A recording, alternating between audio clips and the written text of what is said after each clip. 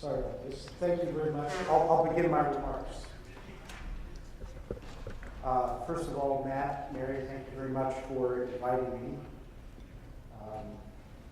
It's wonderful to be back in Michigan. And I've been here a couple times, and I think I spoke at this event many years ago. And so it's particularly wonderful to be back. And I'm really happy to be here on the occasion of this topic, because I think it really does speak directly to what I think is a really urgent moment in higher education right now. And in fact, I think what I have to say is so compatible with what James just said that I'm just going to move to questions and answers. Because he pretty much covered it. I spend a lot of my time at Georgetown as Vice Provost for Education, running something called the Designing the Futures Initiative, in which I run an incubator for the university, where we're trying to design and answer the question, what should Georgetown education look like in the next 10 or 15 years? And the work that I do out of this little red townhouse that's across the street from the university is that we try to actually work with faculty to come up with new curricular models that break one or more rules. Asking, how do we rethink the one-size-fits-all 15-week course? How do we rethink the 3-credit experience, rethink the 9-month calendar, even rethink the credit hour? Basically asking the kinds of questions that the people out in the so-called disruption environment have been trying to ask.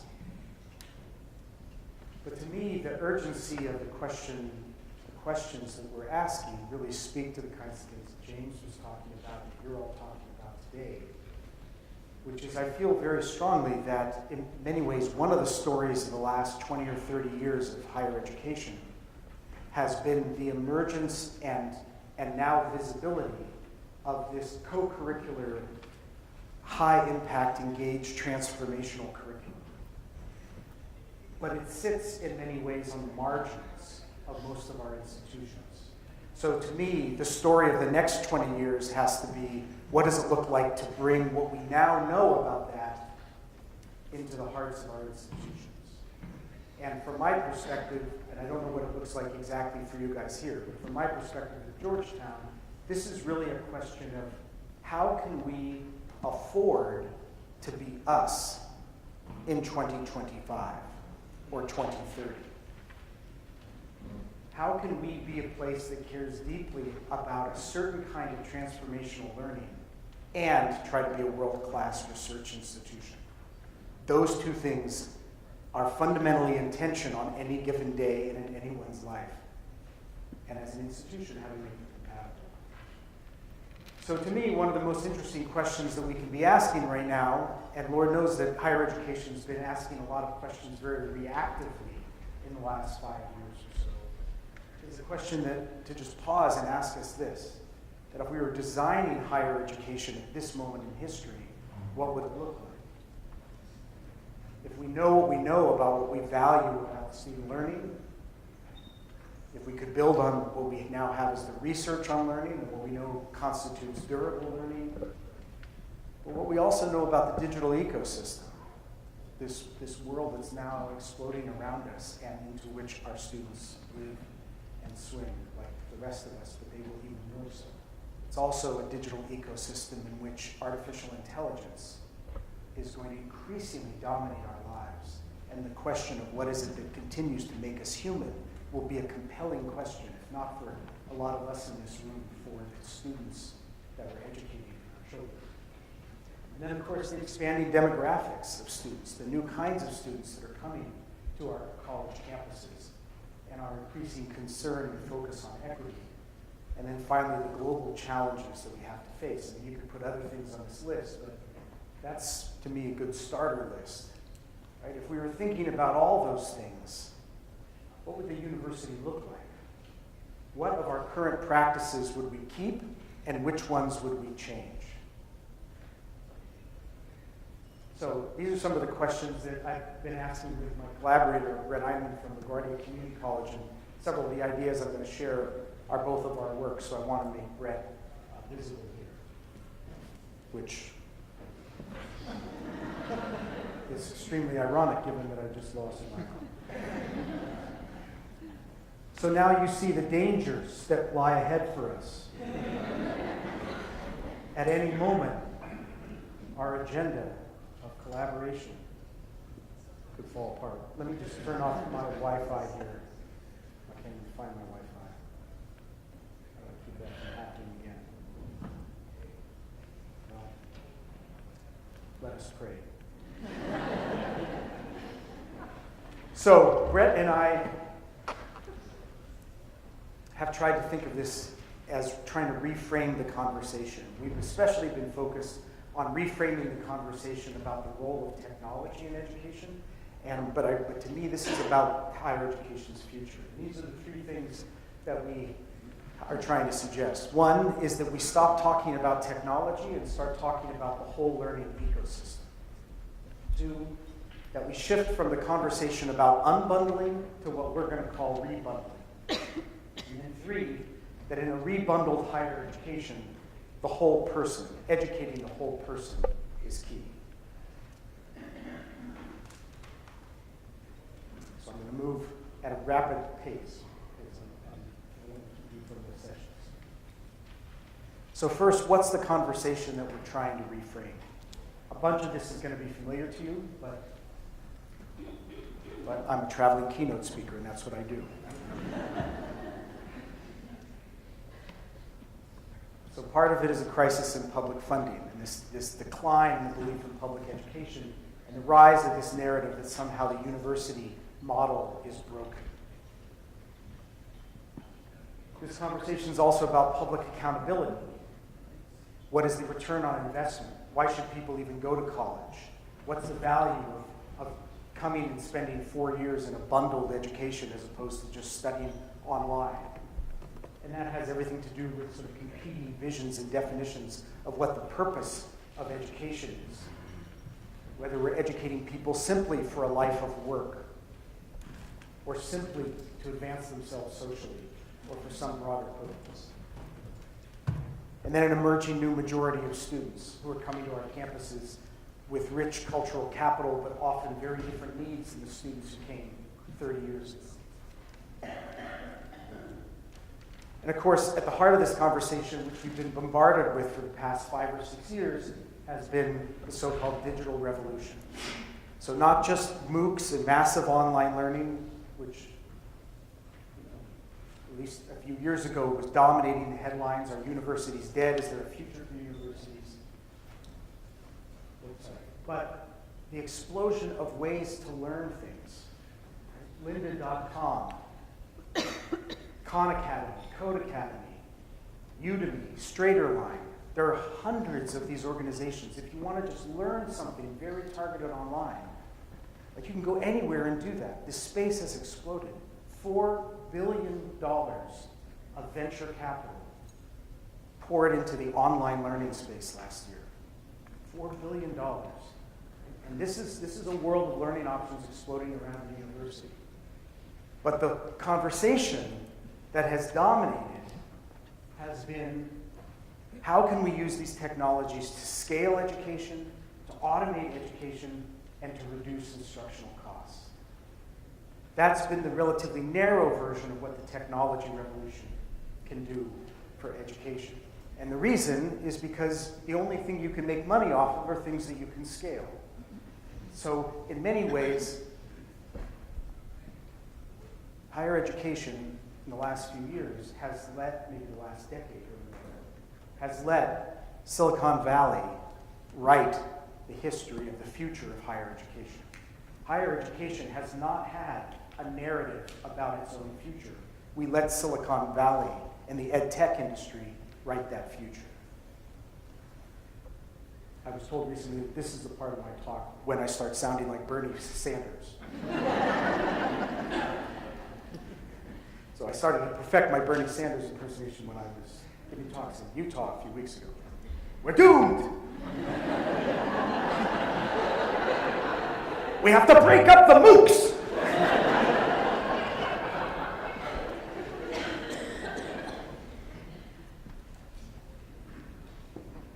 That's the last time I'll erupt into that, unless I feel moved. So, this is sort of my 5 horsemen of the apocalypse. This is what's kind of bearing down on higher education.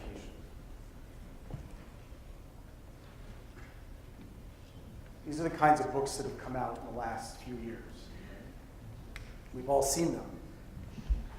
Whenever I look at this slide, I always think I want to write a book called Everything's Fine.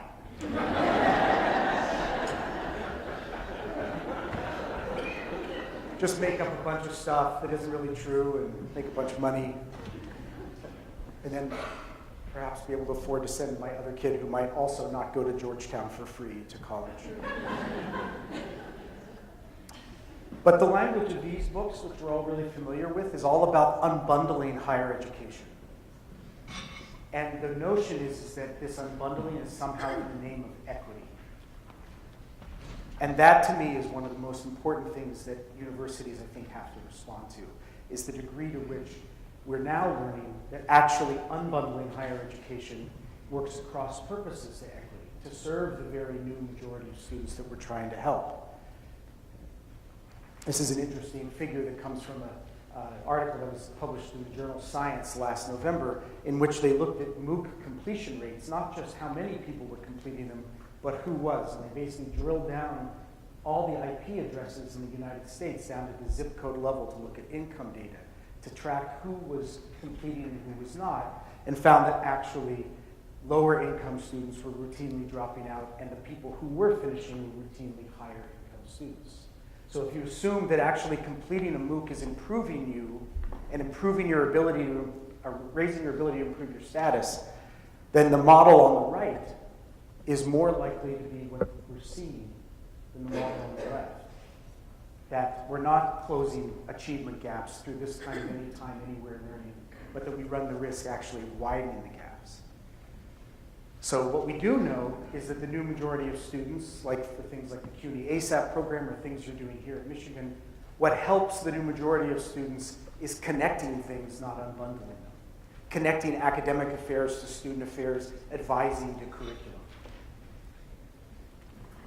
We also know from things like the Gallup poll, the Gallup Purdue poll, which many of you may know, 30,000 graduates, 30,000 alumni interviewed 20 years after they leave college and asked what is it, whether or not they're flourishing at work, whether or not they're engaged at work, and then asking them about their college experience. And quite compatible with your conversations today and everything James said, 2 things make it 74% more likely that you're engaged in work 20 years after you leave college. 2 things. Whether or not you had an adult mentor who cared about you, and whether or not you worked on a sustained project for a semester or longer. If you had those 2 experiences, you're 74% more likely to be thriving 20 years later.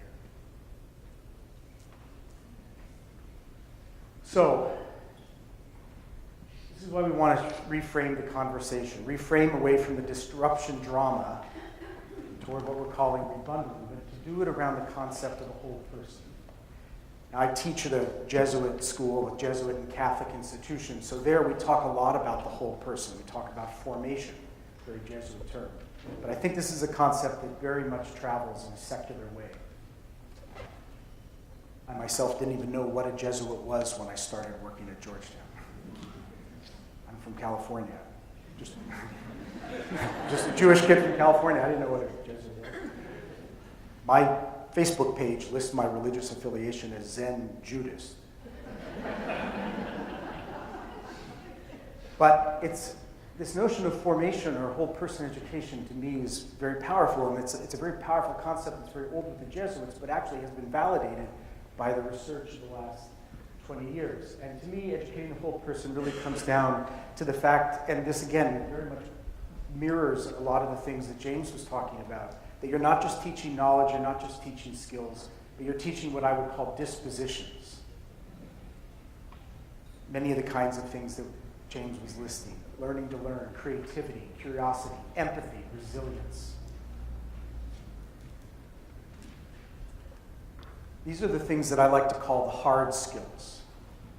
And that's in contrast to the so-called soft skills, like econometrics, calculus, chemistry, stuff you can learn in classrooms. See what I did there?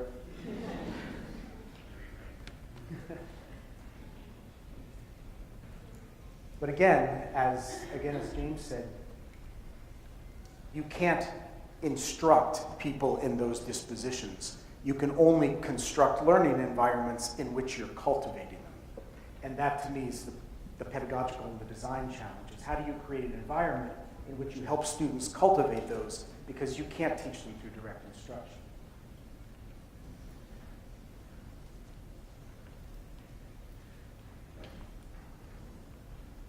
The problem is that our universities, even before the rise of the technological revolution, were not always great at teaching to the whole person.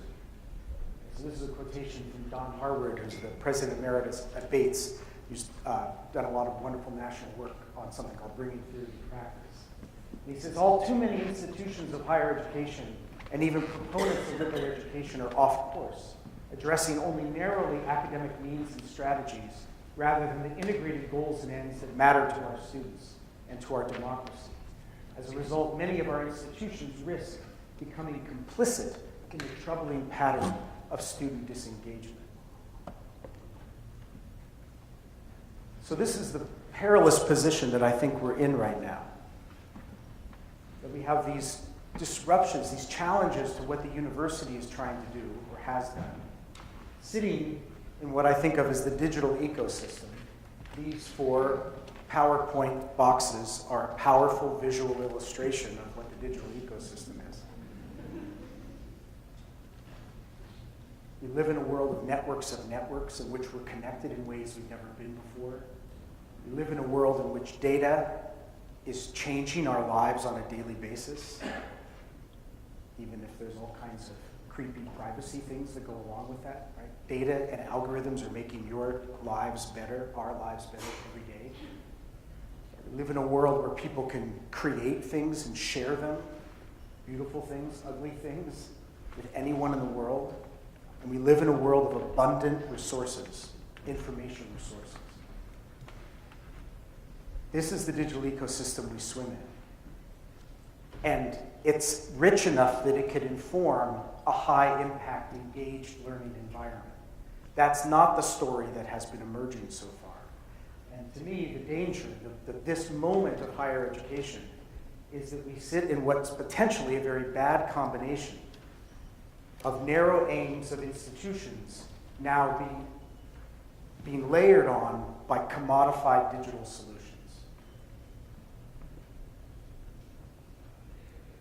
And that's why I believe that the greatest tension of our time, the single most important tension of our time right now, is the tension not between online and offline, or small scale or large scale, or profit or nonprofit, but the greatest tension is between a fundamentally integrated vision of education or a disintegrated vision of education.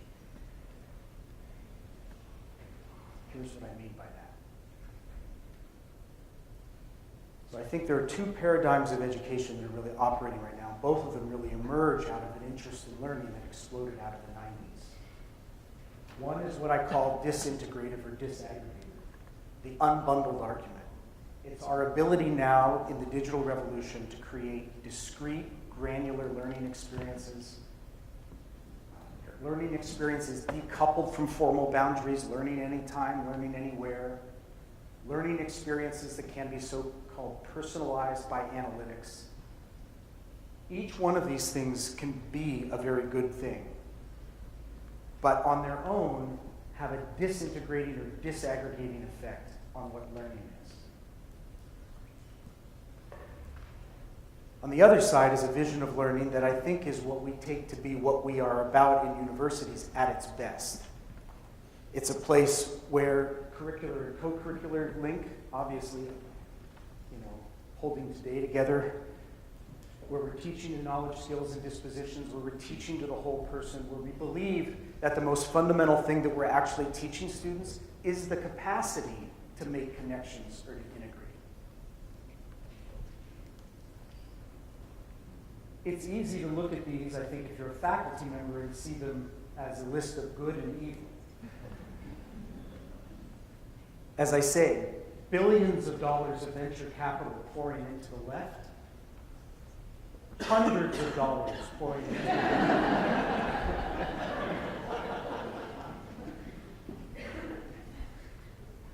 And this is the disruption drama of the press.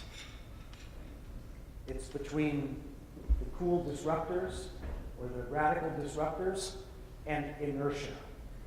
The people who advocate for that somehow don't get this moment, according to the drama of the press. So that's why I would advocate that this is the most important thing we can be thinking about in universities, is to move from unbundling to thinking about rebundling. And to me, and Brett, my collaborator, rebundling is at least simply this. It's thinking all the way up, individual faculty, all the way up to the institution, about what it means to put what's on the left in service of what's on the right. How do we put the disintegrative into the service of the integrative? Because I don't think we can afford to be that in 2030 unless we're making the smartest possible use of what's on the left. And we can't afford to be on the camp that characterizes the people who don't understand it, because this emerges out of the 21st century. And I think if we were asking the question, if we were designing higher education for this moment in history, what would it look like? It would be some combination of those two things.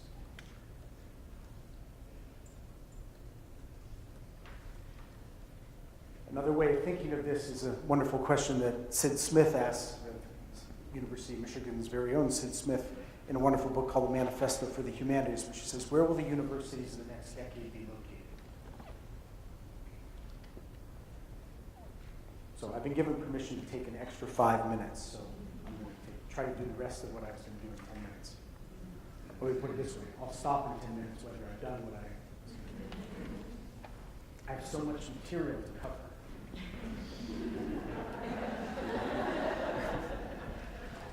Thank you. I'm glad you laughed at that. So this is a construct that some of you may have seen, because I've been sort of thinking about this for years. This is another way for me to think about where the university is going to be located in the 21st century. And I think it very much speaks to the framing of today. So this oval is what I call the formal undergraduate curriculum. And it's where we spend most of our money. It's where we hire for, it's what we promote for. Okay? And then the other oval is the experiential co-curriculum. This green box is what I'm calling the generic and interchangeable part of the curriculum. And if there's anything that happened in the sort of MOOC moment, the rise and semi-fall of MOOCs over the last 5 years, it was to expose the generic and interchangeable part of the curriculum as generic and interchangeable. 20,000 Introduction to Statistics courses taught in the United States this spring, all with more or less the same content. The other side is what I would say is the part of every university education that's irreducibly local. And it's around you, it's in Michigan, it's who you are. For us, it's being Jesuit and Catholic, in Washington, residential, international. You have your own list. What I think is going to happen over the next 5, 10, 15 years is that more and more of the generic stuff of what we do is just going to naturally get sucked out into the webosphere, because that's the part that the webosphere is going to be best at delivering.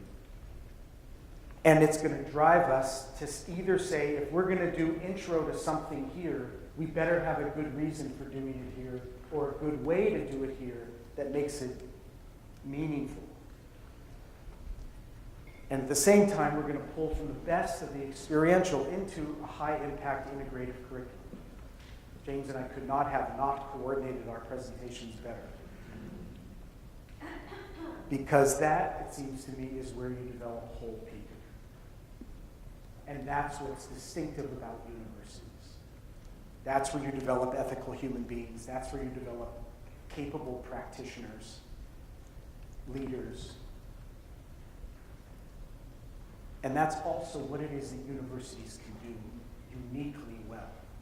And that, to me, is the most important question that should be driving what we do. What is it that universities can do uniquely well? What's the particular kind of learning we value more than any other part of our culture values? And what is it that we are uniquely suited to do more than any other institution to produce that kind of learning? So, to design for a rebundled institution, we've put the integrative in service of the integrative. I think we have to calibrate to the features of the emerging ecosystem. Meaning we have to really pay attention to what's native about the digital ecosystem. Stop thinking of technology as tools and start thinking of the ecosystem that we now live in. And then finally, to maximize the distinctive value of colleges and universities.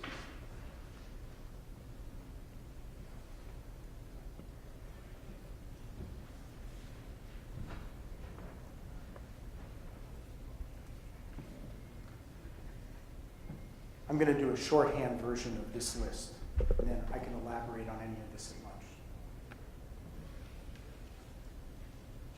So these, in brief, are to me the four key principles of what it means to design for a rebundled institution. God, hell, I'll just move fast. So these are the questions. So I think we would want, if you want, institutions that are learner-centered, networked, integrated, and adaptive. Those are the four buzzwords that Brett and I have adopted. And if you subscribe each month, you'll get a different one of these keywords. So, do your learning environments support engagement in the context of empowerment? Not just are we driving people through as fast as possible, but are you actually empowering people? There's examples of being able to now educate or engage at scale in digital environments that could reinforce and complement engaging people at scale in face-to-face environments. This is Habitable Worlds, wonderful program out of Arizona State, where they're combining analytics, mentoring, field trips, simulations, all around the inquiry question of whether there's life on other planets. And when you log on, this is a large-scale non-majors course. Professor Ariel Ambar says to students by video, you won't just learn a bunch of facts, you'll learn how to think like a scientist, confronting what we don't know, learning to use logic and reason to cope with uncertainty.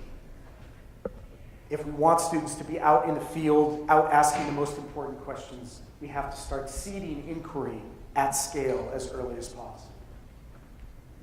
That's at its best what things like adaptive learning environments like the Open Learning Initiative can do, where through many randomized trials, they've shown that by using these adaptive tools with capable teachers, you can actually teach statistics, for example, in 8 to 9 weeks with more learning than a traditional 15-week course. But the power there is the power of pairing machine and algorithmic capacity with human judgment, with talented human mentors. That's the combination that we found to be most effective. Another dimension of what it might mean to be learner-centered is in what ways are we actually empowering students in digital environments? One movement that's kind of spreading across the United States is called the domain of one's own, where institutions are giving students domain space and a palette of tools to start building out their own representation of themselves.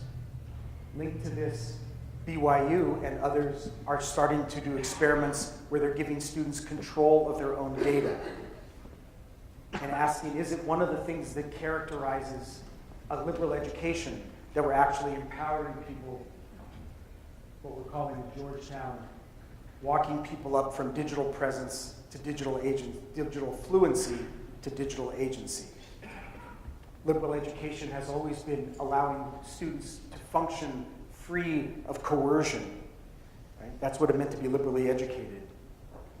Are we preparing students to function free of coercion in a world driven by artificial intelligence, data, and algorithms? Is that one of our responsibilities? Do your systems and practices maximize community inside and outside the institution? One of the characteristics of what it means to be in this ecosystem is that we're now driven by a new sense of community and learning. The Michigan tailoring system, which many of you may know, which I've been fascinated by, and I think Tim McKay is here, adapting notions of peer support in cooperation with what data can do to help students get through large enrollment courses. I believe there's a session on that. What does it mean to be able to use social learning across boundaries in ways we've never been able to do before? This is a screenshot from a program that Georgetown students used to talk all semester long with students from Middle Eastern universities. Or other things we're experimenting with where students are on social justice immersion projects all over the world and using online reflection environments to connect them during the summer. What's possible that wasn't possible before?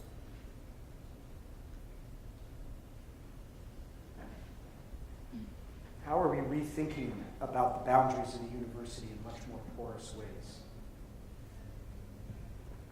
That would be one of the things it means to reimagine what it is to be a university. I think in our research, faculty think of the university as a very porous institution. Are we thinking of the curriculum similarly? Are your systems and practices serving to maximize connections and coherence? If what's distinctive about a university is that we're trying to educate whole people, educate them in the context of community, then what's also distinctive about universities is the incredible density and complexity and diversity of people and resources we have here. How well are we connecting those? One of the most powerful tools I've seen to do this for students is through e-portfolios, where students are using it as an environment to be able to make connections across the disparate parts of their learning, across different disciplines, across different, the curriculum and co-curriculum, between their lives before, their lives after. Students in the project that we just finished, 3 years, 23 institutions, studying the impact of e-portfolios, consistently say that it helped me make connections, helped me be a better thinker, helped me start to synthesize knowledge. And interestingly, if you look at that first one, help me make connections between ideas, we also asked them, did you have feedback from peers? Did you have feedback from faculty when you were building your e-portfolio? Here's that first element. We found that the people who were actually building their portfolio in a community had twice the impact than if they were just merely building it alone.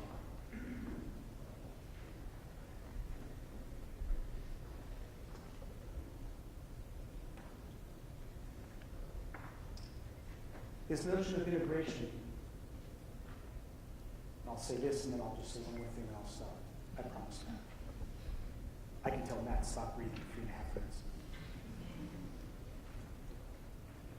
Is that one of the most fundamental shifts that we need to take, and I think it's entirely compatible with what you're up to here today and what the work represents, is that there had been a long-time bias that integration just happened after you went here for 4 years. That somehow the bundle was integrated. I think the shift might be to start thinking about how can we start to imagine as many experiences as possible as fundamentally integrated. And here I just want to share with you a construct that was created by a professor at Georgetown named Professor Heidi Elmendorf, who also happens to be my wife. Not the only reason I worked it into my presentation. But she teaches biology, teaches the large Foundations of Biology course, all of her biology course. She says she's always trying to do 3 things. She's always trying to do 3 things in every course. Introduce students to knowledge of a domain, knowledge of the world, and knowledge of themselves. She takes it a step further to say, if you think of it as color theory, if you're not actually spotlighting all 3 of those things, then you're creating sort of a negative space in the center. Subtractive color, what color theorists would call it. But if you're spotlighting all three, you're actually creating a white space. And what I would suggest is that what the next 20 or 30 years has to be about is for us to ask the question, what does it mean to create a space for students to invent themselves, to create themselves, a space for transformation? I think if we're to be relevant in 2030, then we need to be thinking, how can we make as many individual experiences, as many individual learning experiences, places where these three things come together? I've spoken at places where faculty have said, but I was hired to do blue. And I'm blue. I'm an associate professor of blue. That happens somewhere, and that happens like later. Doesn't mean that there aren't spaces where we're just teaching domain knowledge. But maybe we're at that pivotal moment where we're actually shifting the norm of what it means to construct a learning experience. That the norm should be to strive for that. To not just build up engaged learning on the margin, but to reimagine ourselves at this moment in history, how we can deploy the ecosystem, everything we know, and everything we are, to make this the paradigm, the synthesized paradigm of the disintegrated and the integrated. Thank you.